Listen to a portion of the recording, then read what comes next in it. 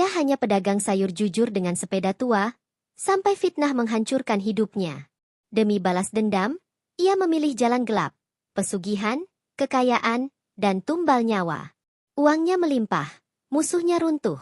Namun saat bayaran ditagih, yang dipertaruhkan bukan lagi harta, melainkan jiwa dan keluarganya sendiri. Mang Irong selama bertahun-tahun dikenal sebagai pedagang sayur paling jujur di kampungnya. Setiap subuh, saat kabut masih menggantung rendah dan ayam belum ramai berkokok, ia sudah mengayuh sepeda tuanya yang berderit pelan, menyusuri ganggang sempit demi menawarkan sayur dagangan. Kangkung, bayam, tomat, dan cabai segar tersusun rapi di keranjang bambu, dibeli dari pasar induk dengan sisa uang hasil jualan kemarin. Warga mengenalnya sebagai orang yang tak pernah curang timbangan, tak pernah menaikkan harga seenaknya, dan selalu memberi tambahan sayur bila pembeli kekurangan uang. Kesederhanaan hidupnya menjadi saksi betapa kerasnya ia berjuang demi keluarga kecilnya. Namun, kejujuran itu perlahan menjadi duri bagi sebagian orang. Di sudut lain pasar, Pak Jono, pemilik toko kelontong besar, mulai merasa terusik. Pelanggannya satu persatu beralih membeli sayur pada Mang Irong yang berkeliling langsung ke rumah-rumah. Dengan wajah ramah palsu, Pak Jono mulai menyebarkan bisik-bisik yang menusuk. Ia menuduh Mang Irong menjual sayur sisa, menyebut timbangan Irong telah dimodifikasi, bahkan menuduhnya mencuri pelanggan dengan cara licik. Fitnah itu beredar cepat, berpindah dari mulut ke mulut seperti api menyambar jerami kering. Warga yang awalnya netral perlahan ikut terseret arus. Di warung kopi, nama Mang Irong disebut sambil tertawa kecil. Di pasar, beberapa orang mulai memeriksa ulang timbangan setiap kali ia berjualan, seolah mencari kesalahan yang tak pernah ada. Tatapan yang dulu hangat berubah menjadi curiga. Mang Irong merasakannya, tetapi memilih diam. Ia percaya kebenaran akan membela dirinya sendiri. Setiap malam ia pulang dengan bahu lelah dan hati yang makin berat, tanpa tahu bahwa badai sebenarnya baru akan mencapai puncaknya. Hari itu, pasar pagi lebih ramai dari biasanya. Mang Irong baru saja menggelar dagangan ketika Pak Jono datang dengan suara lantang, disusul beberapa warga. Tanpa bukti, tanpa pemeriksaan, tuduhan dilontarkan di hadapan umum. "Maling!" teriak seseorang. Kata itu memantul keras di telinga Irong, memaku langkahnya. Kerumunan membesar, suara-suara meninggi, dan dalam hitungan menit, reputasi yang ia bangun bertahun-tahun runtuh di hadapan mata. Yang paling menyakitkan, semua itu terjadi di depan istri dan anaknya yang kebetulan menyusul ke pasar. Sang istri membeku. Anaknya menangis ketakutan saat melihat ayahnya diteriaki dan didorong menjauh dari lapaknya sendiri. Tak ada yang mau mendengar penjelasan. Tak satupun warga yang dulu sering menerima kebaikannya berdiri membela. Mang Irong hanya bisa menunduk, menelan ludah, sementara harga dirinya diinjak-injak di tengah keramaian. Sejak hari itu, Mang Irong tak lagi sama. Ia tetap mengayuh sepeda tuanya, tetap berjualan, tetapi ada yang berubah dalam sorot matanya. Senyum ramahnya memudar, langkahnya lebih berat, dan dadanya terasa kosong. Bukan hanya kepercayaan pada warga yang hancur, tetapi juga keyakinannya pada keadilan hidup. Di balik diamnya, sesuatu telah mati, dan dari puing-puing itulah, benih dendam mulai tumbuh tanpa disadari siapapun. Sejak peristiwa memalukan di pasar itu, kehidupan Mang Irong berubah drastis. Ia masih berangkat subuh, masih mengayuh sepeda tua yang sama, tetapi suasana kampung seolah ikut berubah arah menjauhinya. Pintu-pintu rumah yang dulu terbuka kini tertutup rapat. Beberapa pelanggan lama pura-pura tak mendengar saat ia memanggil. Di wajah-wajah yang ia lewati, tersimpan tatapan dingin dan bisik-bisik yang tak lagi disembunyikan. Nama Mang Irong tak lagi disebut sebagai pedagang jujur, melainkan sebagai bahan gunjingan. Pendapatan Mang Irong anjlok tajam. Sayurannya sering tersisa hingga layu sebelum sore tiba. Ia terpaksa menjual dengan harga rugi, bahkan membuang sebagian dagangan karena tak laku. Setiap kali menghitung uang receh di rumah, jari-jarinya gemetar. Istrinya mencoba bertahan dengan memasak seadanya, sementara anaknya mulai sering menunduk di sekolah karena ejekan teman-temannya yang mendengar gosip orang dewasa. Kemiskinan yang dulu bisa diterima dengan ikhlas, kini terasa seperti hukuman yang tak adil. Tekanan semakin berat ketika penagih utang datang ke rumah kontrakan mereka. Sepeda tua yang selama ini menjadi sumber nafkah hampir disita. Mang Irong memohon, berjanji akan mencicil, namun ancaman tetap dilontarkan. Malam-malamnya dipenuhi kegelisahan. Ia jarang tidur nyenyak, hanya duduk di sudut rumah, menatap lantai tanah sambil mendengar napas istrinya yang mulai sering tersengal karena kelelahan dan sakit yang tak kunjung sembuh. Di tengah keterpurukan itu, bayangan Pak Jono terus menghantui pikirannya. Setiap kali Mang Irong melewati toko kelontong besar yang kini semakin ramai, dadanya terasa panas. Ia melihat Pak Jono tertawa bersama pelanggan, seolah tak pernah merusak hidup orang lain. Ketidakadilan itu menggerogoti batinnya perlahan namun pasti. Mang Irong mulai bertanya dalam hati, mengapa orang jujur harus hancur, sementara pemfitnah hidup semakin makmur? Perubahan mulai terlihat dari sikapnya. Ia menjadi lebih pendiam, jarang menyapa, dan mudah tersulut emosi. Di warung kopi, ia duduk terpisah, mendengar percakapan tanpa ikut bicara. Namun telinganya tajam menangkap cerita-cerita gelap yang dulu tak pernah ia pedulikan. Tentang orang-orang miskin yang mendadak kaya. Tentang gunung terpencil yang konon menyimpan kekuatan tak kasat mata. Cerita-cerita itu awalnya ia anggap omong kosong. Tapi benaknya mulai menyimpannya diam-diam. Istrinya menyadari perubahan itu. Ia melihat tatapan Mang Irong yang kosong, seolah pikirannya berada jauh dari rumah. Doa-doa yang dulu rutin dilantunkan bersama kini sering terputus. Mang Irong lebih banyak terdiam, menatap langit malam tanpa bintang, menggenggam rokok yang tak pernah benar-benar ia hisap. Di balik diamnya, kemarahan dan rasa terhina berputar tanpa henti, mencari jalan keluar. Puncak tekanan terjadi ketika anaknya pulang dengan mata sembab, mengaku dipanggil anak maling oleh teman-temannya. Mendengar itu, tangan Mang Irong mengepal keras. Dadanya berdegup liar, napasnya memburu. Untuk pertama kalinya, air mata jatuh bukan karena sedih, melainkan karena amarah yang tak tertahankan. Ia merasa gagal sebagai ayah, sebagai suami, sebagai manusia yang selama ini memilih jujur namun justru diinjak-injak. Malam itu, Mang Irong tidak tidur. Ia keluar rumah, duduk di pinggir jalan, mendengar suara jangkrik dan angin yang berdesir pelan. Dalam kesunyian itu, pikirannya berputar liar. Doa yang keluar dari bibirnya bukan lagi permohonan keselamatan, melainkan jeritan hati yang dipenuhi kebencian. Ia mulai membayangkan bagaimana rasanya melihat orang-orang yang merendahkannya jatuh berlutut. Ketika fajar hampir menyingsing, sebuah keputusan perlahan terbentuk di benaknya. Mang Irong menyadari bahwa jalan lurus yang selama ini ia tempuh tak lagi memberinya apapun selain penderitaan. Ia merasa telah terlalu lama bersabar, terlalu lama diam.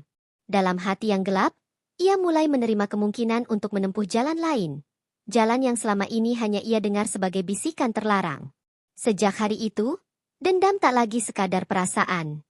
Ia tumbuh menjadi tekad yang hidup, berdenyut bersama setiap detak jantung Mang Irong. Di balik tubuhnya yang tampak lelah dan miskin, api itu menyala diam-diam, menunggu saat yang tepat untuk meledak. Tanpa disadari siapapun, Mang Irong telah melangkah menjauh dari dirinya yang lama, mendekati sebuah keputusan yang akan mengubah segalanya. Keputusan Mang Irong untuk mencari jalan lain tidak terjadi dalam satu malam, tetapi tumbuh dari hari-hari yang sunyi dan penuh tekanan. Beberapa warga melihatnya mulai sering menghilang menjelang maghrib, berjalan kaki meninggalkan kampung tanpa membawa sepeda dagangnya. Saat ditanya, ia hanya menjawab singkat bahwa ia ingin menenangkan pikiran. Namun mereka tak tahu, langkah-langkah itu selalu mengarah ke batas desa, ke jalur setapak yang menuju hutan dan perbukitan yang sejak lama dihindari warga. Bisik-bisik tentang tempat terlarang itu bukan hal baru. Gunung di ujung kampung dikenal angker, sering disebut dalam cerita orang tua sebagai wilayah yang tidak menerima manusia sembarangan. Konon, beberapa orang pernah naik dengan niat mencari kekayaan instan dan kembali dengan perubahan aneh. Ada yang mendadak kaya, ada pula yang tak pernah kembali. Mang Irong mendengar cerita-cerita itu di warung kopi, dan kali ini, cerita tersebut tidak lagi terasa seperti dongeng. Suatu malam tanpa bulan, Mang Irong benar-benar melangkah masuk ke jalur hutan. Ia hanya membawa pakaian di badan dan tekad yang telah mengeras oleh penghinaan. Udara semakin dingin seiring langkahnya mendaki. Suara serangga berhenti satu persatu, seolah alam menyadari kehadirannya. Setiap langkah terasa berat, namun pikirannya justru semakin ringan, seperti telah menyerahkan diri pada sesuatu yang tak bisa lagi ia batalkan. Di sebuah tanah lapang yang dipenuhi batu hitam dan pohon tua berakar menjalar, Mang Irong berhenti. Bau tanah basah bercampur anyir memenuhi udara. Di tempat itulah, menurut cerita, ritual pesugihan dilakukan.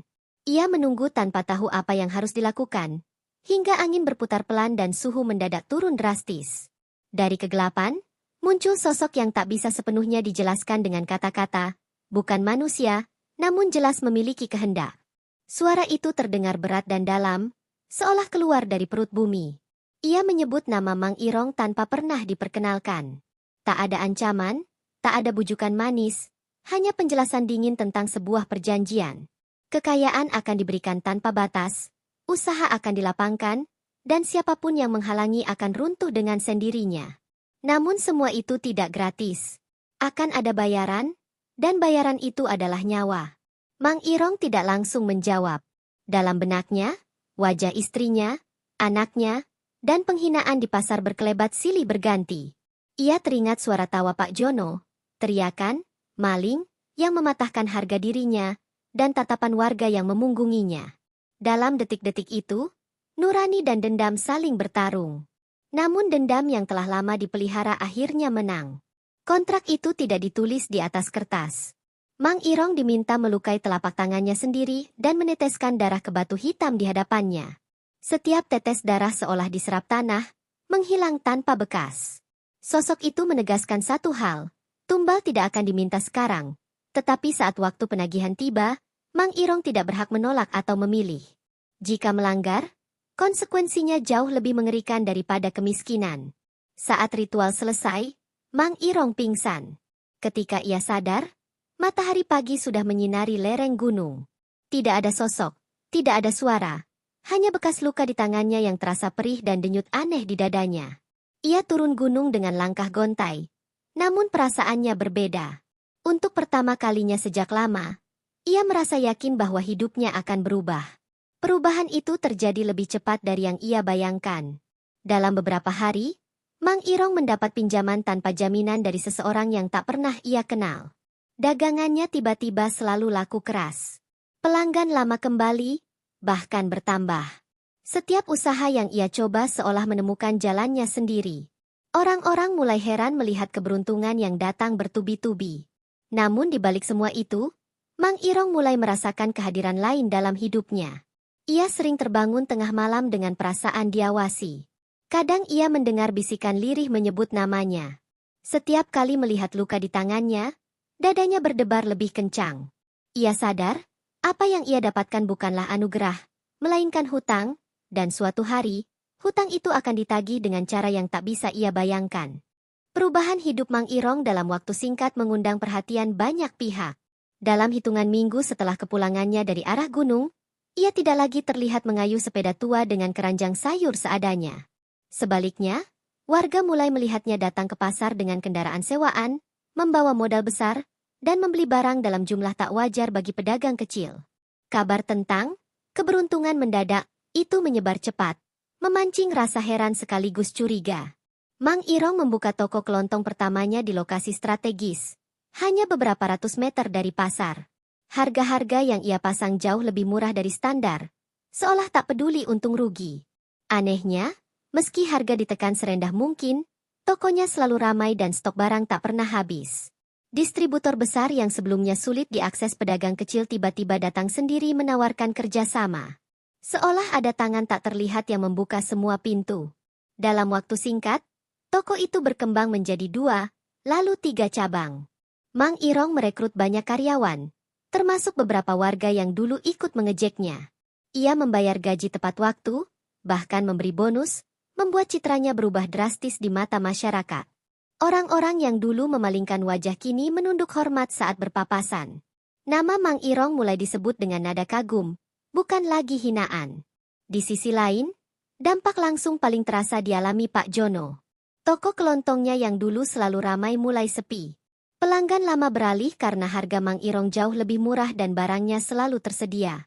Upaya Pak Jono menurunkan harga justru membuatnya merugi. Hutang menumpuk, pemasok menarik diri, dan dalam beberapa bulan saja, usahanya goyah. Banyak yang melihat ini sebagai karma, meski tak ada yang berani mengatakannya terang-terangan. Keberhasilan Mang Irong terasa terlalu mulus. Setiap langkah bisnisnya seperti selalu tepat sasaran. Gudang yang ia sewa tak pernah kebanjiran meski daerah sekitar terendam. Barang dagangannya selamat dari pencurian, Sementara toko pesaing justru berkali-kali mengalami kerugian aneh. Beberapa pedagang mulai berbisik, menyebut keberuntungan Irong sebagai sesuatu yang tidak wajar. Di balik sorotan kesuksesan itu, kehidupan pribadi Mang Irong justru mulai terasa asing. Ia jarang tertawa seperti dulu. Rumah barunya besar dan terang, tetapi sering terasa dingin meski lampu menyala penuh. Istrinya beberapa kali mengeluh merasa seperti ada yang mengawasi dari sudut ruangan. Mang Irong menepisnya. Namun wajahnya sendiri sering terlihat tegang, seolah menyimpan rahasia besar yang tak bisa dibagikan.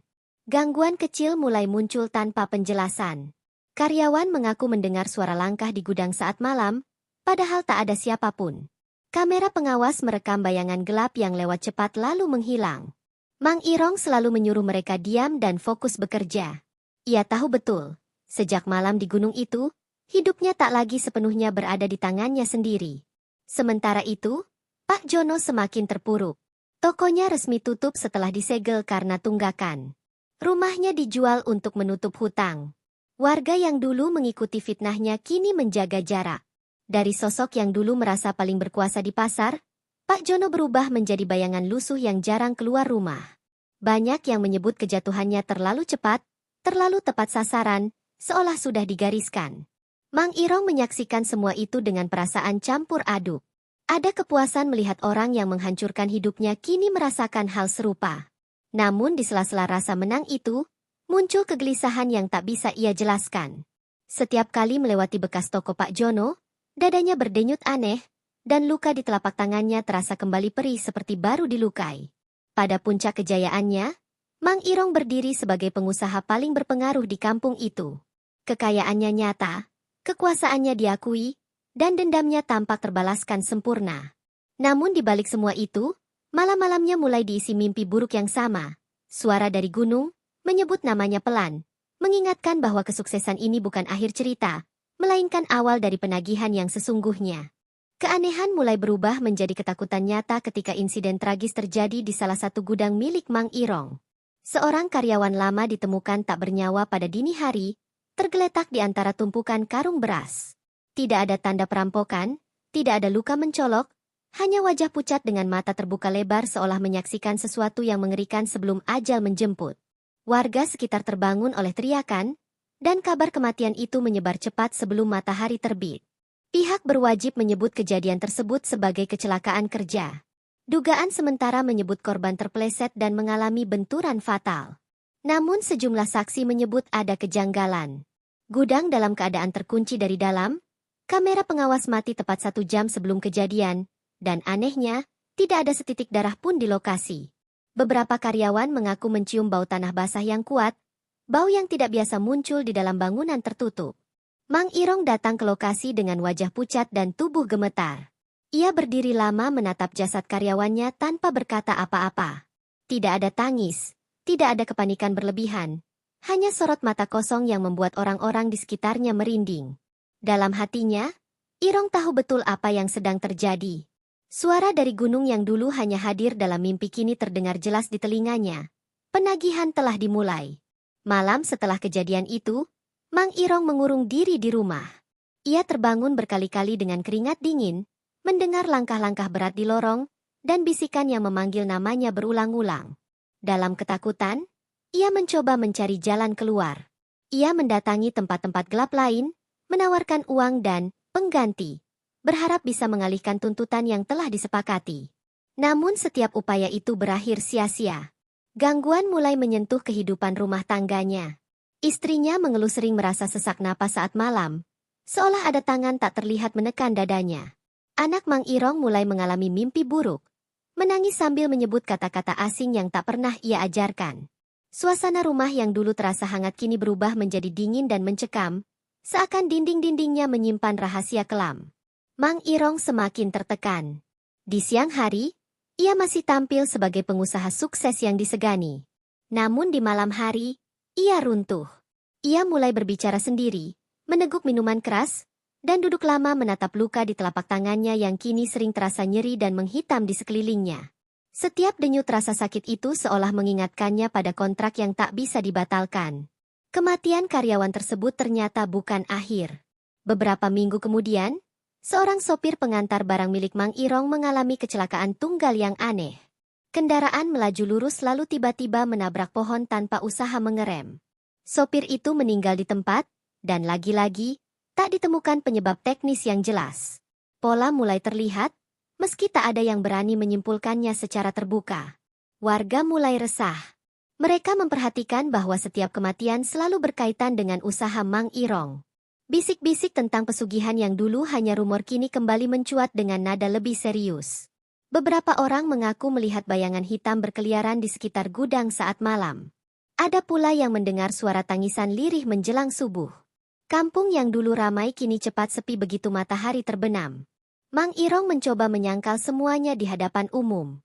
Ia menyebut kejadian-kejadian itu sebagai musibah biasa, dan meminta semua orang tetap bekerja seperti biasa. Namun ketakutan di matanya tak bisa ia sembunyikan.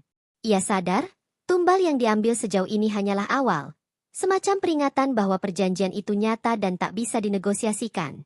Di tengah malam yang sunyi, Mang Irong kembali mendengar suara itu, kali ini lebih jelas dan lebih dekat. Tidak ada amarah, tidak ada teriakan. Hanya pernyataan dingin bahwa pembayaran sejati belum dimulai. Saat itulah, untuk pertama kalinya, Mang Irong menyadari sebuah kebenaran mengerikan. Apapun yang telah ia korbankan sejauh ini, tidak akan pernah cukup. Dan yang paling berharga dalam hidupnya, telah masuk dalam daftar penagihan berikutnya. Keresahan Mang Irong berubah menjadi ketakutan murni ketika tanda-tanda penagihan mulai menyentuh lingkaran terdekatnya. Istrinya jatuh sakit secara tiba-tiba tanpa riwayat penyakit yang jelas. Setiap malam tubuhnya panas dingin. Napasnya tersengal seolah ada beban berat di dadanya. Rumah sakit tak menemukan kelainan medis yang pasti, obat-obatan tak memberi perubahan berarti. Dokter hanya bisa menggeleng. Sementara Mang Irong semakin yakin bahwa ini bukan sakit biasa. Gangguan juga mulai terlihat pada anaknya. Bocah itu sering terbangun tengah malam sambil berteriak, menyebut kata-kata asing yang tak pernah ia pelajari. Kadang ia menunjuk sudut kamar, menangis ketakutan, mengaku melihat sosok tinggi berwarna hitam berdiri diam. Mang Irong mencoba menenangkan, tetapi tangannya sendiri gemetar. Ia tahu persis gambaran sosok itu, bayangan yang sama yang pernah ia temui di kaki gunung. Mang Irong berusaha melawan. Ia kembali mendatangi tempat-tempat yang diakini memiliki kekuatan gaib, menawarkan uang dalam jumlah besar, memohon agar kontrak itu diputus atau dialihkan. Ia rela kehilangan seluruh hartanya, seluruh usahanya, asalkan keluarganya diselamatkan. Namun setiap upaya itu berakhir sia-sia.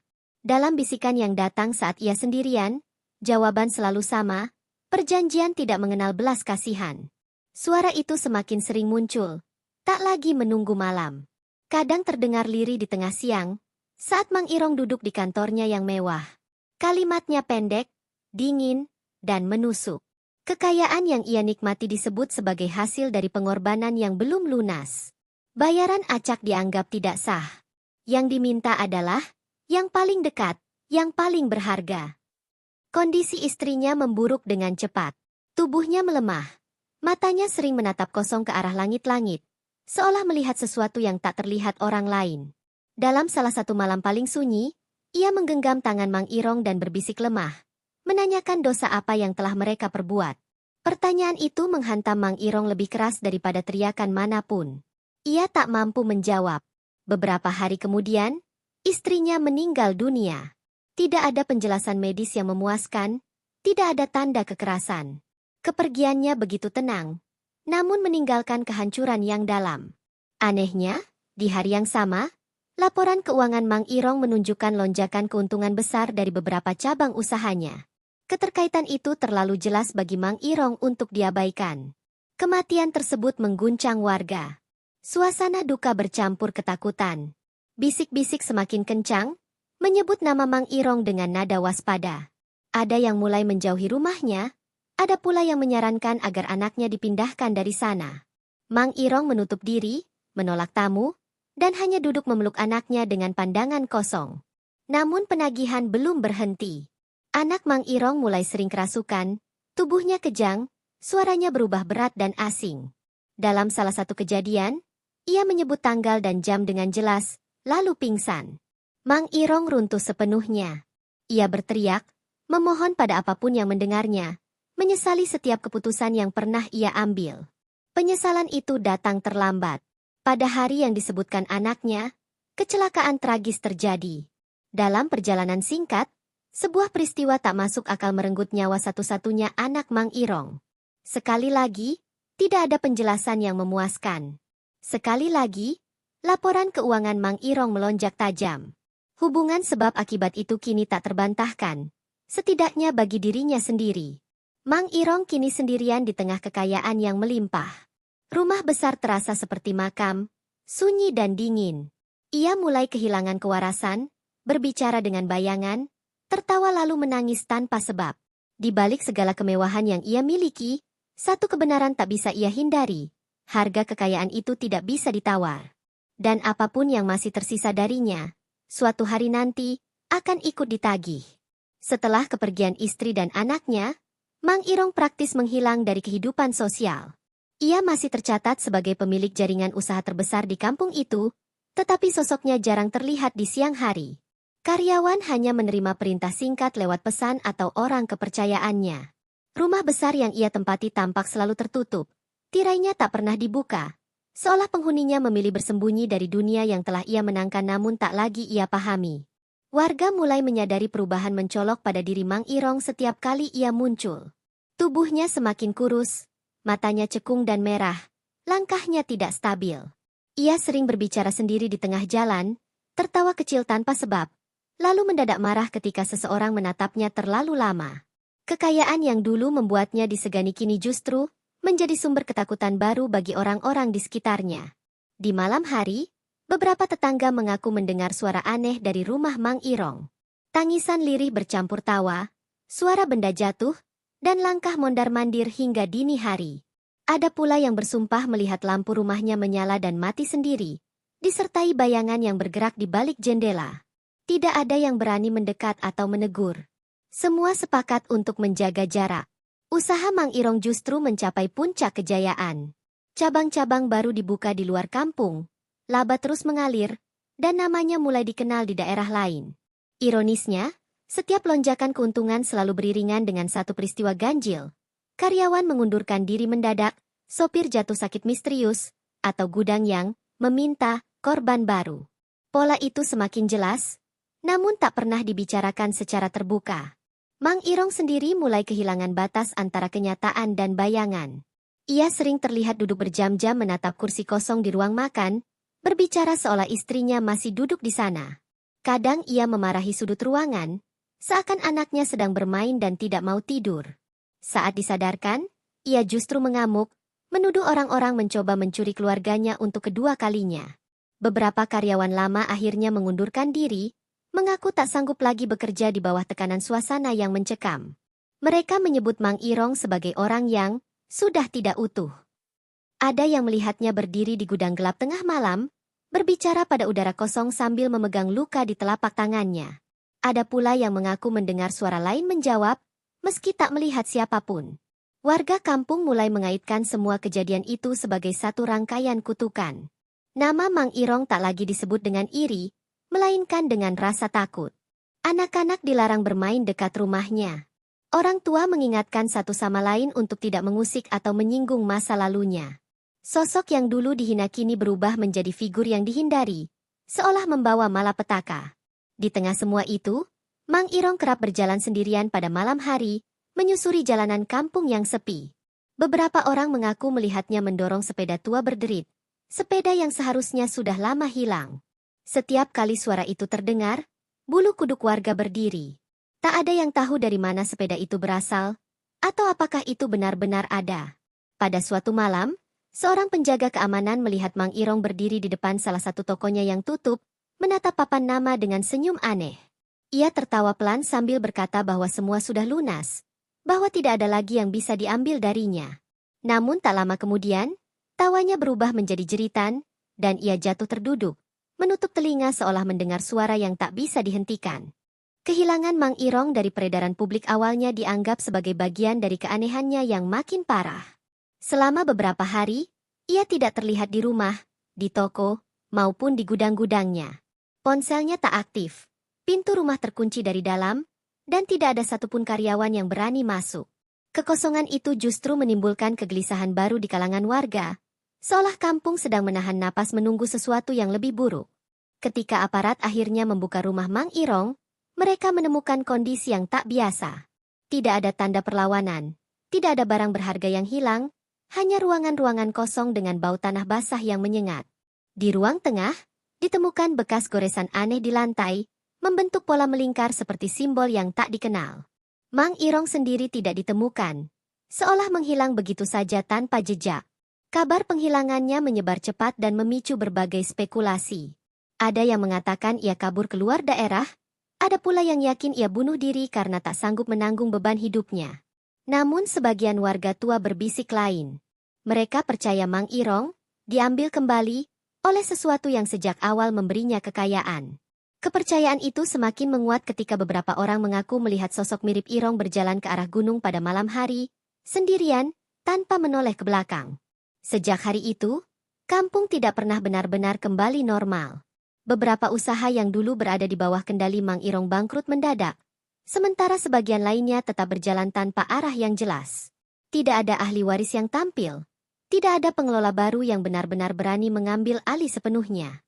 Seolah bayang-bayang Mang Irong masih menguasai segalanya dari tempat yang tak terlihat. Kejadian-kejadian ganjil pun terus berlanjut. Penjaga malam melaporkan suara sepeda tua berderit di jalanan sepi menjelang subuh. Ketika dicek, jalanan kosong. Di pasar, beberapa pedagang mengaku melihat sosok kurus berdiri lama di kejauhan, menunduk, lalu menghilang saat didekati. Cerita-cerita itu awalnya dianggap bualan, namun jumlahnya terlalu banyak untuk diabaikan. Pak Jono, yang kini hidup dalam kesederhanaan, disebut-sebut sebagai salah satu orang yang paling sering terlihat gelisah. Ia mengaku pernah bermimpi didatangi Mang Irong, yang hanya berdiri diam tanpa berkata apapun. Sejak mimpi itu, Pak Jono jatuh sakit dan menutup diri dari lingkungan sekitar.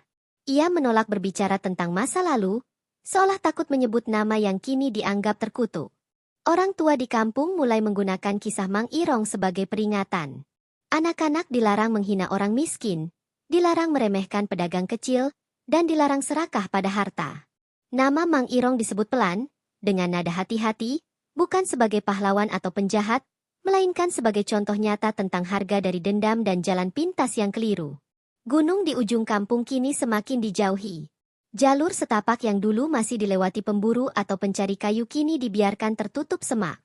Tidak ada yang berani naik, bahkan sekadar mendekat. Warga percaya, apapun yang bersemayam di sana telah mengambil kembali miliknya, dan tidak ingin diganggu untuk kedua kalinya. Meski waktu terus berjalan, kisah Mang Irong tidak pernah benar-benar tenggelam. Ia hidup dalam cerita, dalam mimpi buruk, dan dalam rasa takut yang tersisa. Setiap kali ada orang yang mendadak kaya tanpa alasan jelas, warga kampung akan saling bertukar pandang dan teringat pada satu nama yang tak pernah disebut sembarangan. Mang Irong kini menjadi legenda. Pedagang sayur jujur yang dihancurkan fitnah, bangkit dengan kekayaan gelap, dan akhirnya kehilangan segalanya, termasuk dirinya sendiri. Sebuah kisah yang terus diceritakan dari mulut ke mulut, mengingatkan bahwa dendam mungkin memberi kemenangan sesaat, tetapi selalu menuntut bayaran paling mahal.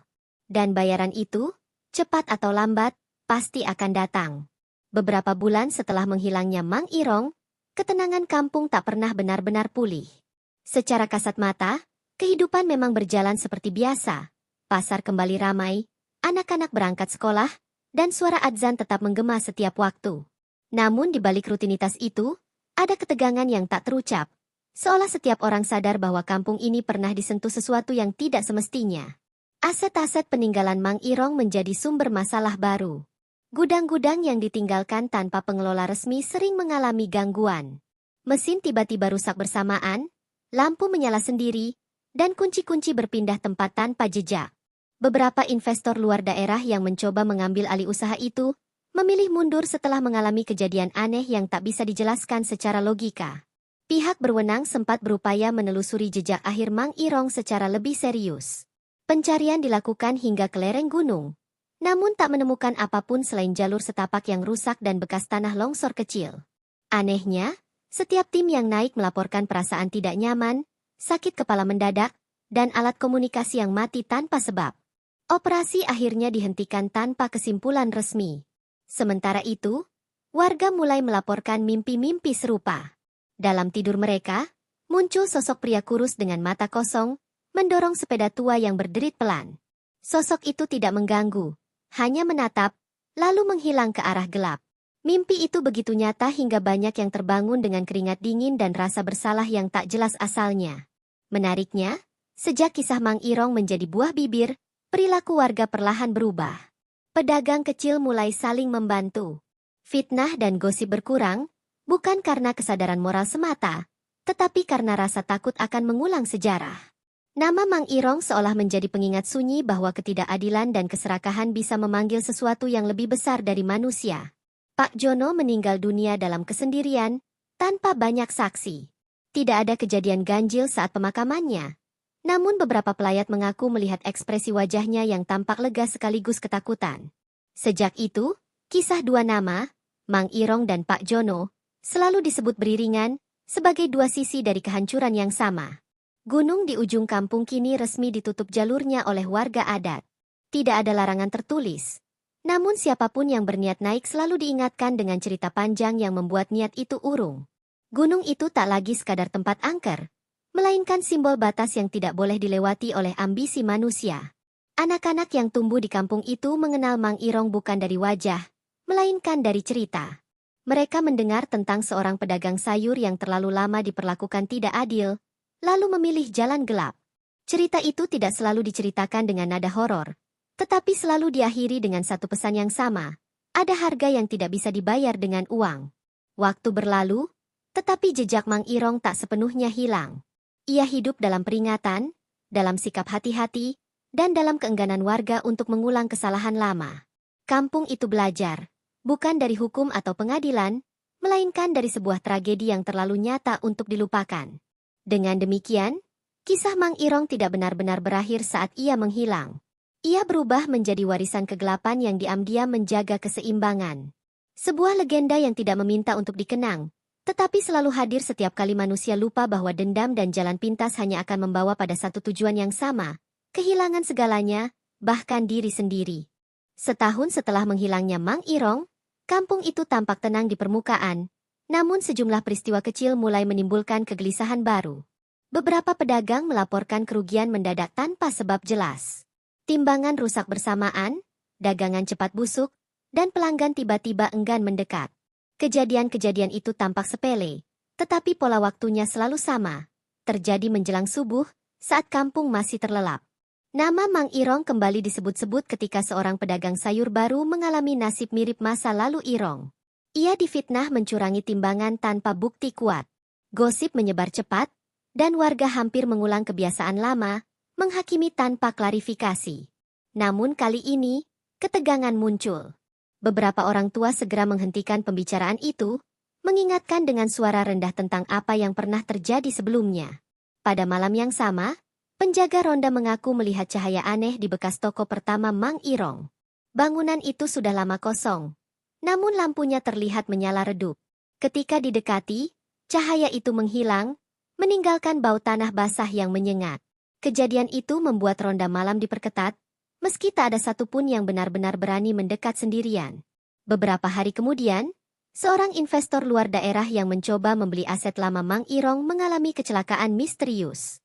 Kendaraannya mogok tepat di jalur menuju gunung, padahal mesin baru saja diservis. Ia selamat, tetapi mengaku mendengar suara berderit seperti sepeda tua di tengah kabut. Keesokan harinya, ia membatalkan seluruh rencana investasinya dan meninggalkan kampung tanpa banyak bicara. Para tokoh masyarakat mulai bertanya-tanya, apakah benar perjanjian gelap itu telah berakhir. Ada kekhawatiran bahwa apa yang dilakukan Mang Irong tidak hanya menghancurkan dirinya, tetapi juga meninggalkan hutang yang masih menggantung di tempat itu. Sebuah keyakinan mulai tumbuh bahwa selama keserakahan dan ketidakadilan masih hidup, bayang-bayang itu akan terus mencari celah. Menariknya, setiap kali warga memilih bersikap adil, membela pedagang kecil, menghentikan fitnah, atau saling menolong, kejadian ganjil cenderung mereda. Namun saat konflik dan iri hati muncul, gangguan kembali terasa. Hubungan ini terlalu konsisten untuk dianggap kebetulan, membuat sebagian orang percaya bahwa kampung ini sedang diuji oleh masa lalunya sendiri. Cerita tentang Mang Irong pun berubah bentuk. Ia tak lagi hanya disebut sebagai korban atau pelaku, melainkan sebagai peringatan hidup. Para orang tua mulai menceritakan kisahnya dengan nada lebih tenang namun tegas, menekankan bahwa pilihan Mang Irong lahir dari luka yang dibiarkan membusuk oleh lingkungan sekitarnya. Di sisi lain, beberapa warga masih merasa dihantui rasa bersalah. Mereka teringat saat ikut terdiam, saat fitnah pertama kali dilontarkan dan tak seorang pun berdiri membela. Dalam mimpi mereka, Mang Irong tidak marah, tidak berteriak. Ia hanya menatap, seolah bertanya mengapa semua itu dibiarkan terjadi. Gunung tetap berdiri sunyi di kejauhan, tak pernah benar-benar dilupakan. Tidak ada kejadian besar, tidak ada teror terbuka, tetapi kehadirannya terasa seperti saksi bisu atas semua pilihan manusia. Warga percaya, selama mereka menjaga batas, gunung itu akan tetap diam. Pada akhirnya, kampung itu belajar dengan cara yang paling pahit. Mang Irong mungkin telah tiada, tetapi kisahnya terus hidup sebagai pengingat bahwa dendam, fitnah, dan jalan pintas tidak pernah benar-benar selesai pada satu orang saja. Selalu ada jejak yang tertinggal,